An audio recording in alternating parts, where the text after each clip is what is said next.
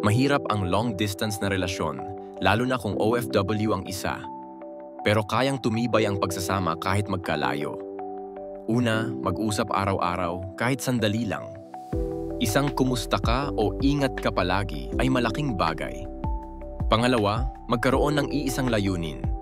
Bahay, edukasyon ng anak, o ipon para sa kinabukasan. Mas madaling tiisin ang layo kung alam mong may pinagsusumikapan kayong pareho. Pangatlo, tiwala ang susi. Iwasan ang selos at pagdududa. Mas piliin ang pag-unawa kaysa sa away.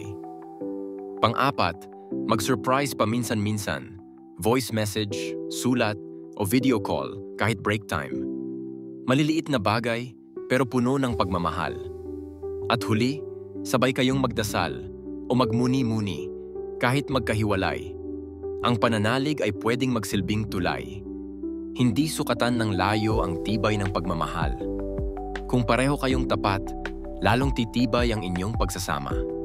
Hindi lang basta naghihintay, lumalago kayong dalawa. Please subscribe for more videos like this.